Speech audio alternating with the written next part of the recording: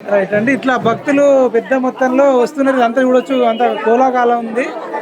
భవిష్యత్తులో కూడా ఇంకా పెద్దగా డెవలప్ కావాలని, ఎట్లయితే తిరుపతిలో అన్నసత్రాలు అయినట్టు అన్నసత్రాలు కావాలి. ఎక్కడైతే అట్లా రూములు ఉండి భక్తులు ఎక్కడెక్కడికెళ్ళో వచ్చి తిరుపతిలో రూములు తీసుకొని ఒకరోజు ఉండి మరీ దర్శనం చేసుకునే ఆ రోజులు ఉంటాయి. తిరుపతిలో మనం వెంకటేశ్వర స్వామి దగ్గరికి మొన్ననే వెళ్ళినాం. అట్లా మల్లన్న స్వామి ముల్కాలపల్లిలో కూడా కావాలని కోరుకుంటూ, ఎన్ఆర్ఐలు కూడా ఎవరైనా ఉంటే కూడా దీనికి డొనేట్ చేయాలా ఈ గుడి డెవలప్మెంట్ కానీ కోరుకుంటూ, పొలిటికల్ లీడర్లు కూడా, ముఖ్యమంత్రి కూడా మరి ఒక చల్లని చూపు చూడాలని కోరుకుంటూ మనం దర్శనం చేసుకున్నాం. కరెంట్ ఇప్పుడు పోయినట్టుంది. నెక్స్ట్ జనరేటర్లు కూడా ఇక్కడ ఉండాల్సిన అవసరం ఉంటుంది. పెద్ద మొత్తంలో డెవలప్ చేయాల్సిన అవసరం ఉంది. చూడొచ్చండి, వ్యూ చూడొచ్చు. మనం ఇంతదాకా కింది నుంచి మనం చూసినాం కదా, ఇప్పుడు పైనుంచి చూడండి ఎంత మంచి లుక్ ఉంది. మొత్తం గుండ్లు బండలు. ఒకప్పుడు ఇది అడవి ప్రాంతం లెక్క ఉన్నట్టుండే. ఈ మధ్య కాలంలోనే సీసీ రోడేజ్ డెవలప్ చేసినట్టున్నారు. ఇక్కడ మహిళలు కూడా ఎంతోమంది ఎక్కడెక్కడి నుంచో వచ్చిర్రు. అసలు ఇది న్యాచురల్గా ఉంది. మనం ఎక్కడన్నా జాతరలు చూస్తే పొలాలలో, చేన్లలో చిన్నగా ఒక గుడి దేవుడు ఉంటాడు.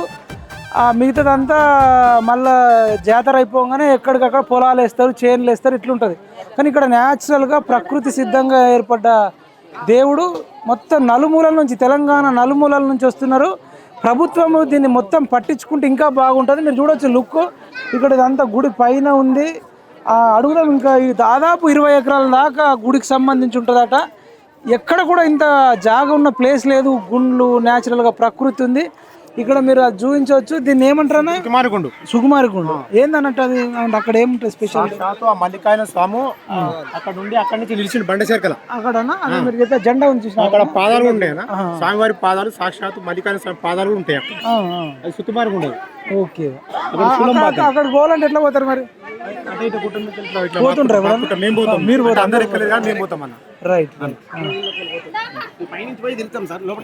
Right right. ఇదండి చూడొచ్చు, భక్తులు వందలాది మంది, రద్దీ ఉంది. ఇంకా పొద్దున వేల మంది వచ్చారట. వచ్చిన వాళ్ళు మధ్యాహ్నం దాకా వెళ్ళిపోయారు. ఇప్పుడు దాదాపు మధ్యాహ్నం 3:30 దాటిపోయింది కాబట్టి ఇంకా వస్తూనే ఉన్నారు భక్తులు. నైట్ ఇంకా ఫుల్ వస్తారట.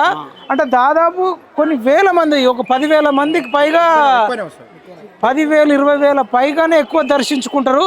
కానీ ప్రభుత్వాలు ఇప్పుడిప్పుడే మరి పట్టించుకుంటున్నాయట. బీర్లయ్య గారు కూడా ఒక 20 లక్షలు పెట్టి సీసీ రోడ్డు కూడా వేయించిండని చెప్తున్నారు.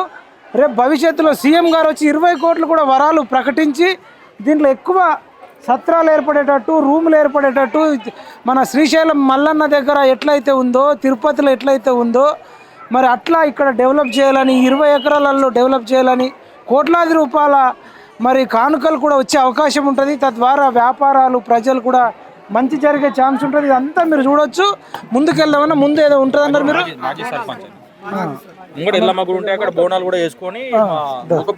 నమస్తే, చెప్పండి అన్న. మీ మన మల్లికార్జున స్వామి ప్రతి శివరాత్రికి వారం రోజుల ముందు నుంచి ప్రారంభమవుతాయి.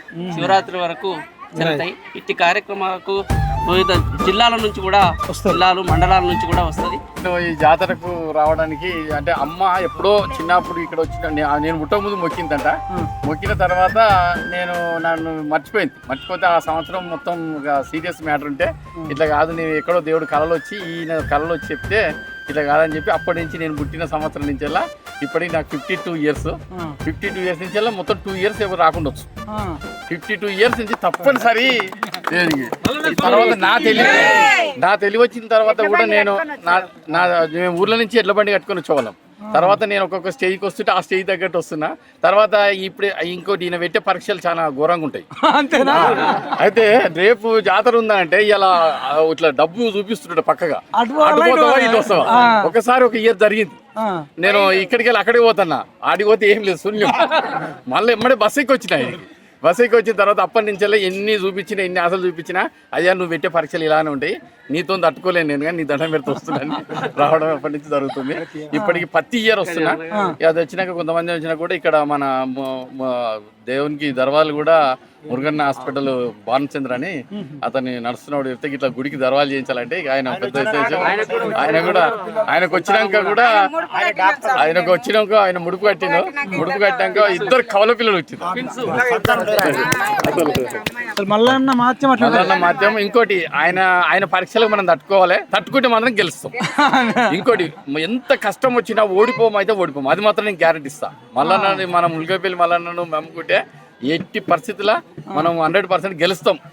కానీ ఆ కష్టం మాత్రం ఇంత ఉంటుంది. పరీక్షలు నేను అప్పుడప్పుడు మిందని కూడా మీరు యాదవ్ మల్పల్ యాదవ్ నేను ఈ మల్లన్న పవర్ ఉండే మీరు ఇంత కేసీఆర్ తోని ఢీ కొడుతున్నారు అనేది నేను బాగా అనిపిస్తుంటది. ఇప్పుడు తీన్మార్ మల్లన్న కూడా మల్లన్న పేరు పెట్టుకుంది కాబట్టి ఆయన మార్కెట్ లో గెలవగలుగుతుండ అనేది అనుకుంటా. ఆయన ఒరిజినల్ పేరు వేరే ఉన్నట్టుంది కానీ మల్లన్న అనే పేరు నేను కూడా మామూలు అనుకుంటారు కానీ భగవంతుని దయపునన్న ఐపీఎస్ ఐజీఎస్ అందరితోని లింక్స్ ఉంది. ఐఏఎస్ ఆఫీసర్ కూడా ఏదైనా ఉంటే కూడా ఢిల్లీలో చిన్న పని కావాలంటే కూడా ఫోన్ చేస్తే పని చేసుకోవాలి. ఏం పేరు అన్న మీ పేరు? నా పేరు మల్లేష్ గౌడ్. మీ పేరు కూడా ఆయన పేరు ఇప్పుడు చూడరాదు నీకు, ఇప్పుడు ఆయన పేరు మల్లేష్, ఆయన పేరు మల్లేష్. వాళ్ళ నుంచి ఇప్పటి వరకు అయితే చాలా చాలా చేస్తున్నాం. ఇంకోటి కూడా పరీక్షకు ఆయన ఓనర్ అయినాము. తర్వాత పండుగ చేస్తే ఇల్లు ఖాళీ అవ్వరు మళ్ళీ ఇల్లు కొనుక్కున్నాం. ఎప్పటికైనా ఏ కష్టం ఉన్నా పరీక్ష పెడతాడు, ఫెయిల్ అయితే కాదు 100% ఫెయిల్ కామనేది గ్యారెంటీ. నేను మింతను కూడా అదే అనుకున్నా. మీరు కూడా మీరు ఎక్కడ ఇంత మందిలో 100 మందిలో కూడా మీరు అసలు అప్పుడు గత ప్రభుత్వం ఉన్నప్పుడు నేను ఉంటాను నాకే తెలియదు. దేవుడే నన్ను మల్లన్న ఉన్నంత సేపు ఎంత తురుము రాని ఆయన పేరు చదువుకున్నందుకు అది వెనకకి అంతే. దేవుడిని తట్టుకునే శక్తి ఎవరికి లేదు. అది అందులో మల్లన్న దేవుడు ఇంకా పవర్ఫుల్. ఈయన మాయం అంతా మాయమారి మల్లన్న అన్ని. మీరు మాట్లాడతారా? అంటే నేను ఊహ తెలియనప్పటి నుంచి చిన్న ఏజ్ అప్పటి నుంచి నాన్న వస్తుంటారు. సో అట్లే ఇంకా ఇప్పుడు కూడా వేరే దగ్గర ఉంటే ఖచ్చితంగా రావాలనేసి బస్సు ఎక్కి మరీ వచ్చామన్నమాట. వీళ్ళేమో అమ్మ నాన్న సపరేట్ వచ్చిన, నేను సపరేట్ వచ్చిన అట్లా. కానీ ఖచ్చితంగా ఒక్కసారన్నా జాతర రాకుండా ఎప్పుడు లేము. ఆ అవకాశం కూడా అట్లా ఇచ్చిండు దేవుడు. మళ్ళీ జాతర రాకపోతే ఎట్లా అనేసి కూడా అట్లా సెట్ చేస్తాడు. అట్లా మీరు ఎక్కడ ఉంటారు? మీరు ఉండరు వేరే దగ్గర? మీరు ఉప్పల్ ఉంటారు. సేవికా సమితి బాగా సోషల్ వర్క్. నేను ఇప్పుడు జాబ్ చేస్తున్నా ప్రెసెంట్ విప్రోలో జాబ్. మీరు అంత పెద్ద కంపెనీలో జాబ్ చేసుకుంటూ కూడా అసలు ఆ జాబ్ అవన్నీ ఏ టు జెడ్ ఇట్లా అన్ని సెట్ చేయడం మన దేవుడే. జనరల్ గా విప్రోలో జాబులు చేసేటోళ్ళు వేరే టూర్లు పోతుంటారు. మీరు వేరే టూర్ అంటే వేరే ప్లానింగ్ ఉన్నది ఆపేసి ఇక్కడికి వచ్చాను. నేను వేరే టూర్ ఉన్న ఆపేసి వచ్చారు. జనరల్ గా ఎంటర్టైన్మెంట్ కి వెళ్తుంటారు. కానీ మీరు గ్రేట్ అమ్మా. మీరు యువతకి ఏం చెప్తారు? మీలాంటి వాళ్ళే ఇప్పుడు జల్సాలు కాదు, భక్తి అనేది ఇంప్రూవ్ కావాల్సిన అవసరం ఉంది. చాలా మట్టుకు అడిక్షన్ అవుతారు యూత్. కానీ దేవుడికి అడిక్షన్ కావాలని మీరు అంటారు. అవును, అంటే మనము ప్రకృతికి ఎంత దూరంగా పోతామో చివరికి కలిసి ప్రకృతిలోనే.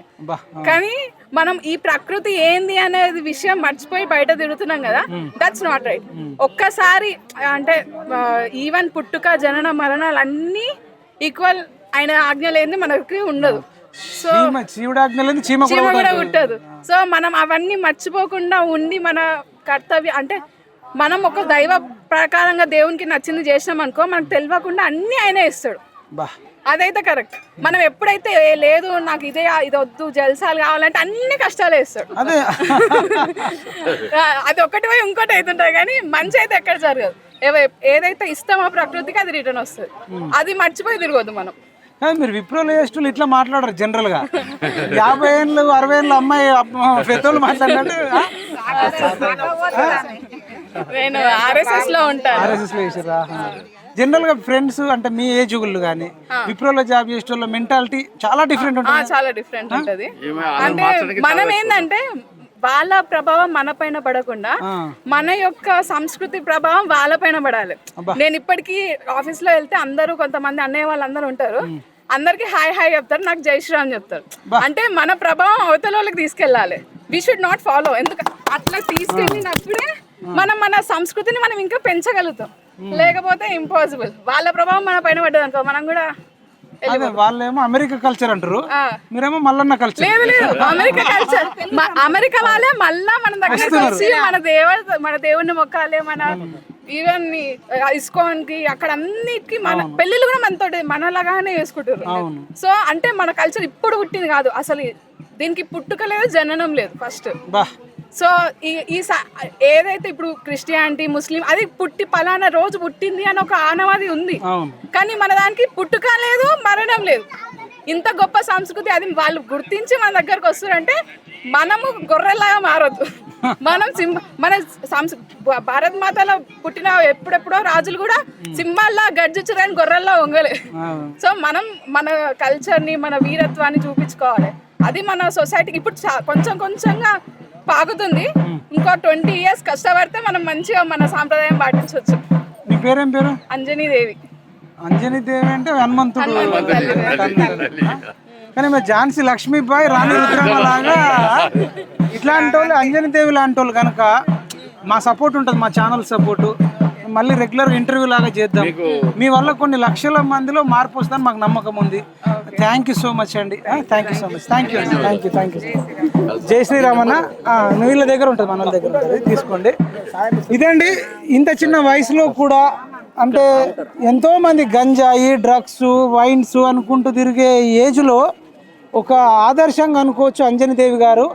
నిజంగా యూత్ అందరూ కూడా అట్లాంటి అమ్మాయిని ఇన్స్పిరేషన్గా తీసుకొని ఒక మంచి కల్చర్ను, మన హిందుత్వాన్ని, మల్లయ్య దేవుని ఇట్లాంటిది డెవలప్ చేయాలని, వ్యసనాలకు అలవాటు పడొద్దని కోరుకుంటూ మనం మళ్ళీ ముందుకెళ్దాం.